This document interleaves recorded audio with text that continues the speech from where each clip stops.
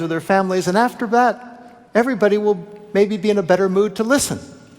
He said, that's a great idea. I'm going to announce that in my next speech. His mood had completely shifted. How? Through the simple power of listening. Because I listened to him, he was more ready to listen to me. So there are at least 3 important reasons why it's important to listen in any negotiation or conflict. The first is that it helps us understand the other side. Negotiation, after all, is an exercise in influence. You're trying to change someone else's mind. How can you possibly change someone else's mind if you don't know where their mind is? Listening is key. The second reason, just as important, is it helps us connect with the other human being. It helps us build rapport. It builds trust. It shows we care. After all, everybody wants to be heard. And the third is, as with President Chavez, it makes it more likely that the other person is going to listen to us. It helps us get to yes.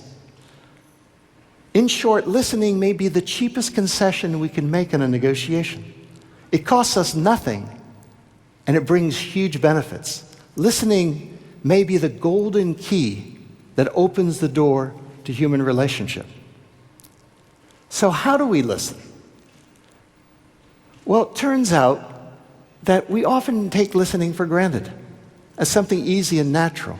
But in fact, at least in my experience, real listening, genuine listening, is something that needs to be learned and practiced every day. In ordinary listening, we're hearing the words, and we're often thinking, where do I agree? Where do I disagree? What am I going to say in response? In other words, the focus is on us. In genuine listening, however, the spotlight moves to the other person. We put ourselves in their shoes. We tune into their wavelength. We listen from within their frame of reference, not just ours. And that's not easy. In genuine listening, we listen not just for what's being said, but for what's not being said. We listen not just to the words, but to what's behind the words. We listen for the underlying emotions and feelings, the underlying needs, what that person really needs or wants. Let me give you an example. About 1.5 years ago, I was invited to ask a Brazilian entrepreneur by the name of Abilio Diniz to help him because he was trapped in a titanic legal dispute with his French business partner over the control of Brazil's largest retailer. The Financial Times called it perhaps the biggest cross-continental boardroom showdown in recent history. It had gone on for 2.5 years, and it was immensely costly and stressful, not only to both parties, but to their families and the 150,000 employees of the company.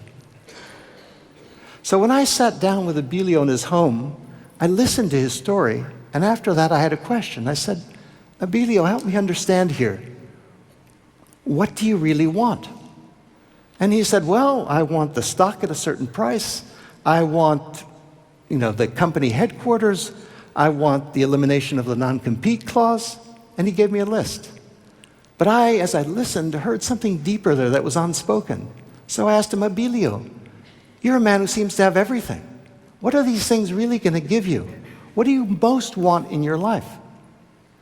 And he paused for a moment and thought about it.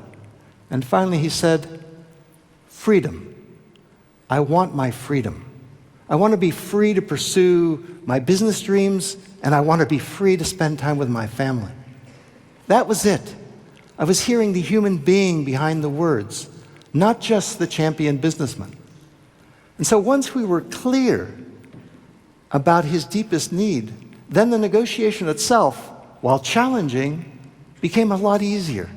And in 4 short days, my colleagues and I, by listening to the other side, were able to take this titanic dispute and resolve it with a settlement that left both sides highly satisfied. As Abilio, who became a friend in the process, later told me, I got everything I wanted, but most importantly, I got my life back. How did that happen? Through the simple power of listening. So if listening is so useful, why isn't everyone doing it?